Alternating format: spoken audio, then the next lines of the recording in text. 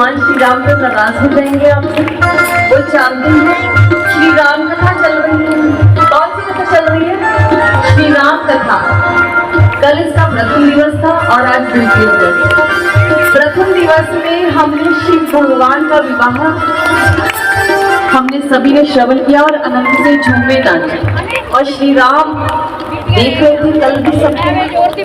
अब वो सोचेंगे भगवान शिव की शादी में तो बड़े खुशी से झूम रहे थे, नाच रहे थे, आज मेरा जन्म हुआ तो ये ऐसे कंजूसी करके बैठे हैं। तो श्री राम को आपने नाराज करना है या प्रसन्न करना है? आप सभी को पता है ना, आप सभी के लिए लंगर की व्यवस्था की गई है, पता है ना। तो फिर खाना तो आपको मिलेगा ही, लेकिन खाने से पहले जो आपकी सेवा है, क्या वो सिर्फ बैठनी? आइए मन से तन से प्रभु के चरणों। उनकी परम शिष्य साध्वी सुश्री ज्योत्सना भारती जी की ओजस्वी वाणी से हम सब भगवान के जीवन से संबंधित अनेक लीलाओं को श्रवण कर रहे हैं। आज कथा का द्वितीय दिवस हम सब ने प्रभु श्री राम के जन्मोत्सव को सेलिब्रेट किया और गुरु भक्तों बड़ा अच्छा माहौल है। आप सभी बड़े भावों से, बड़ी श्रद्धा से, बड़े प्रेम से भगवान की श्री जो हरि चर्चा है इस कथा को श्रवण करने के लिए आप सभी यहाँ पर पहुंच रहे हैं परिवार सहित। और मैं तो ये कहूँगा कि आप सभी को मंदिर कमेटी का धन्यवाद अवश्य करना चाहिए, क्योंकि भगवान की कथा होना ये कोई स्वाभाविक या कोई साधारण बात नहीं है। यह एक ऐसा अवसर है जब एक जीवात्मा को उसके परम लक्ष्य का, उसका ध्येय का ज्ञान होता है, बोध होता है। अनेकों जीवात्माओं को उनकी जिज्ञासा का समाधान मिलता है, जिज्ञासा शांत होती है। इसलिए यह सिर्फ पंडाल सजा नहीं है, यहाँ सिर्फ चंद कुछ लाइटिंग या कुछ प्रबंध नहीं है। यह वह स्थान है जहाँ पर अनेक जीवात्माएं भगवान की कथा श्रवण कर अपने जीवन को धन्य कर पाएंगे, अपने जीवन के उस लक्ष्य को प्राप्त कर पाएंगे। और मैं ये विश्वास से इसलिए कह पा रहा हूँ क्योंकि गुरु भक्तों, आज से पहले यूं तो आपने बहुत बार प्रभु श्री राम कथा को श्रवण किया होगा, अनेकों बार अन्य भगवान की कथाओं को श्रवण किया होगा, लेकिन यह जो श्री राम कथा और जिसका वाचन मंच पर आसीन संत समाज कर रहा है, ये संत समाज कोई अपने स्वार्थ के लिए, अपनी महिमा के लिए, अपने मान सम्मान के लिए भगवान की कथा का वाचन नहीं कर रहा है। यह संत समाज सन्यासी है जो समय के पूर्ण गुरु की शरणागत होकर अपने जीवन को इस सनातन ज्ञान के ज्ञान प्रचार के लिए, प्रसार के लिए अपने जीवन को आहुति के रूप में इस सनातन धर्म के इस मार्ग पर लगाया है, आहुति दी है। इसलिए जब एक सन्यासी कथा का वाचन करता है, भगवान की कथा को वांचता है, तो उस कथा का प्रभाव साधारण जन पर तो पड़ता ही है, कण कण की सृष्टि के कण कण के ऊपर उसका प्रभाव पड़ता है। क्योंकि वह सन्यासी जो मंच पर निस्वार्थ भाव से आसीन होकर कथा का वाचन करता है, जिसका उच्चारण स्वच्छ होता है, जिसका उच्चारण वेद शास्त्रों के अनुसार होता है और निस्वार्थ भावना से जिसका उच्चारण होता है, कथा का वाचन जिसका निस्वार्थ भाव से होता है, वही कथा सार्थक होती है, वही कथा सुनने के लायक होती है। इसलिए गुरु भक्तों, आप सभी अपने भावों को, अपने प्रेम को प्रभु श्री राम के श्री चरणों में लगाते हुए, भावों को अर्पित करते हुए यहाँ पर पहुंच रहे हैं। और आने वाले 3 दिवसों में भी मैं पूरे विश्वास के साथ कह सकता हूं, अगर आप ऐसे ही भावों से इस कथा को श्रवण करते रहे, आपके जीवन की बहुत सारी समस्याएं, जीवन के बहुत सारे संकट, बहुत सारी परेशानियां, चाहे आपकी संसारिक हो, शारीरिक हो, आध्यात्मिक हो, मानसिक हो, वो स्वतः ही समूल नष्ट हो जाएंगे।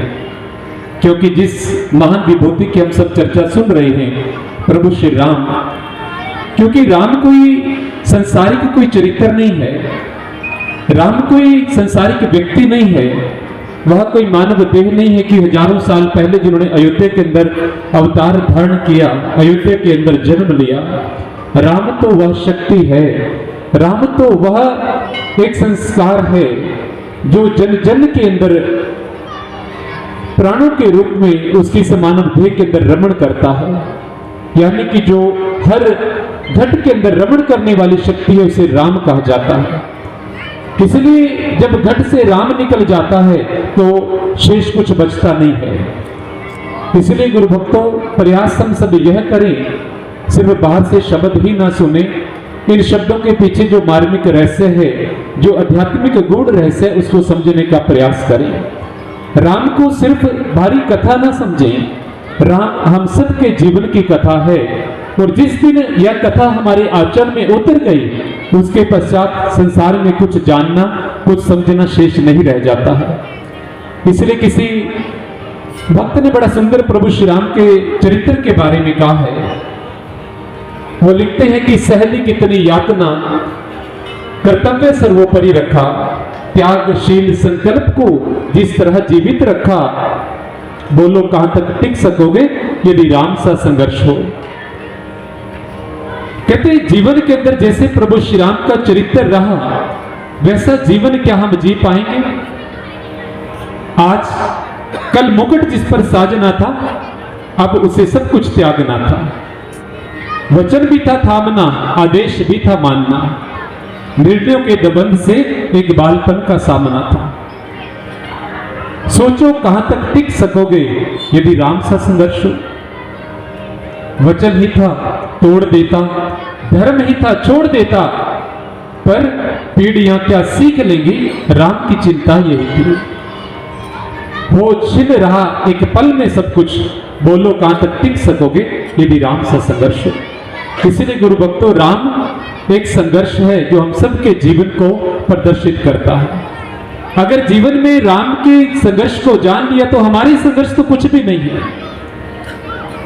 इसलिए उस राम को जानना हम सबके जीवन का कर्तव्य है, और यही दिव्य ज्योति जागृति संस्थान आप सबके बीच में मैसेज लेकर आया है। हम मात्र यहाँ पर कथा वाचने नहीं आए हैं, आपको सुनाने नहीं आए हैं। आप बड़े अच्छे कथावाचक यहाँ पर बैठे होंगे, बड़े अच्छे भजन गाने वाले बैठे होंगे, बड़े सुंदर विचार देने वाले बैठे होंगे, लेकिन वह जो एक सूत्र है, वह जो एक रास्ता है, वो टेक्निक है जिसे अध्यात्म कहते हैं, ब्रह्म ज्ञान का जो मार्ग है, उसके बिना सब कथाएं अधूरी हैं, सब जीवन के विचार अधूरे हैं, सब जीवन की विद्वता अधूरी है। इसलिए मंच के माध्यम से जब यह विचार दिया जाता है कि राम जानने का विषय है, राम सिर्फ मानने का विषय नहीं है, राम सिर्फ कहने का विषय नहीं है, राम तो घट के अंदर विराजमान है, लेकिन हम कब उसे जानेंगे, हम कब उसे देखेंगे, कब हम सब राम में हो जाएंगे। इसलिए मंच के माध्यम से ये आग्रह बार बार किया जा रहा है, हम सब पूर्ण गुरु की शरणागत होकर राम को जान सकते हैं, भगवान को जान सकते हैं, और यह सनातन मार्ग है, सनातन नियम है। हम पहली बार आपके सामने ये बात नहीं रख रहे हैं कि गुरु की शरणागत होना ही पड़ेगा। संपूर्ण शास्त्र वेद ग्रंथ यही कहते हैं, अगर राम को जानना है, अगर भगवान को जानना है, तो भगवान का जो साकार रूप है यानी कि गुरु, पूर्ण गुरु, उसकी शरणागत होना ही पड़ेगा। यही पहला और अंतिम रास्ता है, दूसरा कोई मार्ग नहीं है। इसलिए गुरु भक्तों, आप भी थोड़ा सा विचार करते चले, कथा श्रवण करते करते, विचार करते, चिंतन करते, जीवन के अंदर, आचरण के अंदर इस कथा को उतारते चले। और मैं पूर्ण विश्वास से पुनः कहना चाहूंगा, आप अंतिम दिन जरूर उस बदलाव को महसूस करेंगे। और एक जो जिज्ञासा एक मानव के अंदर रहती है भगवान को जानने की, जो सुषुप्त होती है, वो सुषुप्त जिज्ञासा अवश्य प्रकट होगी। और जो ईश्वर दर्शन करने का पिपासु होगा, हम मंच के माध्यम से ये अवश्य कहना चाहेंगे, दिव्य ज्योति जागृति संस्थान परमात्मा का साकार साक्षात दर्शन करवाता है घट के अंदर, क्योंकि पूर्ण गुरु के पास यह सामर्थ्य होता है। इसलिए यह जो संपूर्ण कथा का सार है, ये हम जीवन के अंदर उतार लें, यही इस कथा का मोरल है, यही कथा का एक सारांश है, निष्कर्ष है हम सबके समक्ष। इसलिए आने वाले 3 दिवसों में भी आप सभी ऐसे ही भावों से, बड़े प्रेम से, बड़ी श्रद्धा से, पूरे परिवार के साथ, जो आज नहीं आ पाए, कल भी नहीं आ पाए थे, 2 दिवस बीत गए हैं लगभग, और आने वाले 3 दिवसों में वो भी इस प्रभु श्री राम की बहती गंगा के अंदर स्नान कर पाए, डुबकी लगा पाए, वो भी इस पंडाल में पहुंचकर, समय से पहुंचकर प्रभु श्री राम कथा का रसपान कर पाए, अपने जीवन को धन्य कर पाए, तो उनको भी आप जरूर कल लेकर आए। तो उनको भी आप जरूर लेकर आएंगे। और जैसे कि आप सभी को पता है, कथा का समय 6 से 8 बजे तक का है, तो आप सभी संगत से आग्रह है, कल वैसे भी संडे है, हॉलीडे है, हॉलीडे मतलब पवित्र दिन, वो दिन और पवित्र हो जाए, भगवान के श्री चरणों में लगकर हमारी भावना, हमारा मन भगवान के श्री चरणों में लग जाए। इसलिए कल सभी 6 बजने से 10-15 मिनट पहले यहाँ पर पहुंच जाएं, ताकि संत समाज जब मंच पर आसीन हो जाता है उससे पहले आप सब यहाँ पर बैठे हो और समय से कथा का शुभारंभ हो पाए। और ऐसे विचार जो आप यहाँ पे श्रवण कर रहे हैं, मंच के माध्यम से भजन श्रवण कर रहे हैं, आप YouTube के माध्यम से भी घर बैठे, एंड्रॉइड फोन है, स्मार्टफोन है, उसके ऊपर भी आप टाइप करके DJJS वर्ल्ड, दिव्य ज्योति जागृति संस्थान की शॉर्ट फॉर्म है DJJS वर्ल्ड, आप YouTube के माध्यम से आप ऐसे भजन, भागवत कथा, राम कथा, शिव कथा, ऐसे अनेक प्रोग्राम आप श्रवण कर सकते हैं अपने फोन के माध्यम से। और घर के कथा सुनने आए सभी भक्तजनों को जय श्री राम। तो जैसे कि आज भी कथा के बाद लंगर का आयोजन है, हमारे जो भी परिवार लंगर देता है, हम पूजा भी उस दिन यजमान वही बैठते हैं, वही यजमान होते हैं, मुख्य यजमान वही होते हैं। और मैं कहूँगा प्रधान जी और सेक्रेटरी साहब को कि यहाँ पे आए। और सेतिया परिवार HM 330 सेतिया जी जो हमारे महिला मंडल के प्रधान भी हैं, और मिस्टर सेतिया जी हमारे वाइस चेयरमैन भी मंदिर के हैं, उनको कहूँगा कि वो यहाँ पे मंच पे आए। और प्रधान जी और सेक्रेटरी साहब को कहूँगा कि उनका श्रोफा डाल के उनको सम्मान दें। हाँ जी सेतिया जी।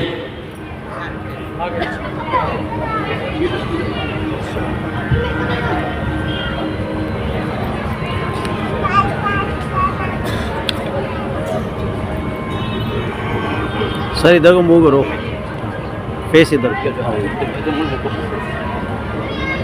आओ जी नाला दो, आओ शर्मा जी।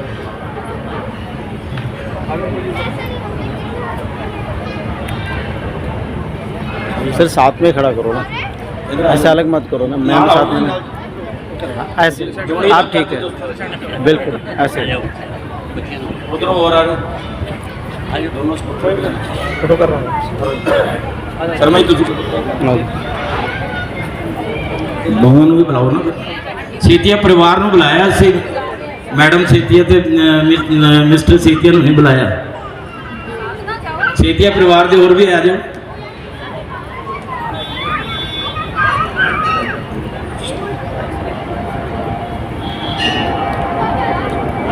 ਲੋ ਪਾਓ ਤੁਸੀਂ ਨਾਲ ਜਾ ਕੇ।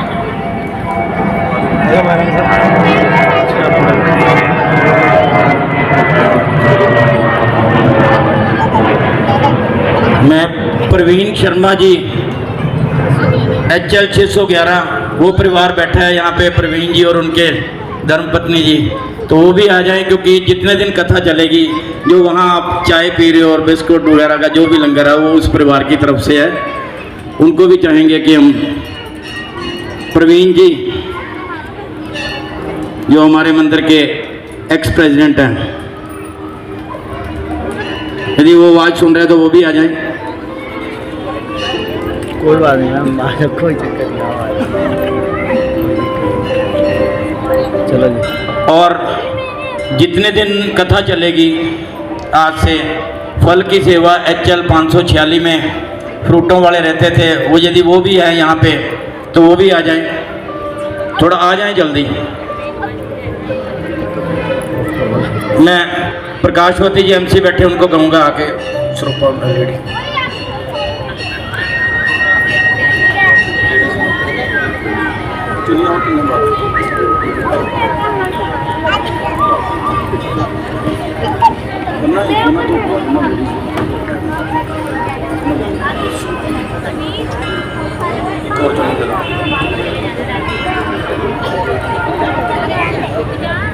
चक्कर च नहीं पा रहे, चक्कर का तुझे पै गए। हमारी 9 फेस मार्केट कमेटी के प्रधान मनोज मक्कड़ जी, उनकी तरफ से भी आज जो राम जन्म पे लड्डुओं का प्रसाद उनकी तरफ से है, वो भी अपनी धर्मपत्नी संग आए हुए। वैसे धर्मपत्नी को भी बुला ले तो ज़्यादा बेटर है, तो इनको भी सरोपा डाल के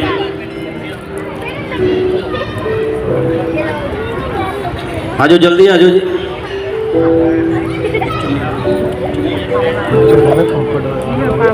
मनोज जी का पाओ, प्रधान जी पाओ, उधर दे दो।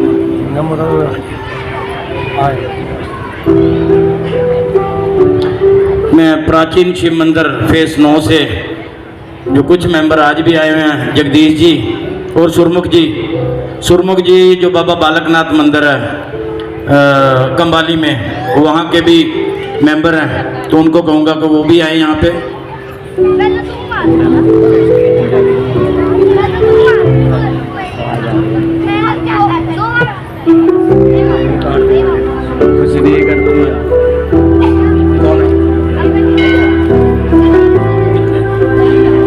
वीर सिंह जी सेक्टर 67 मंदिर से आए हैं, उनको भी कहूँगा थोड़ा जल्दी आए।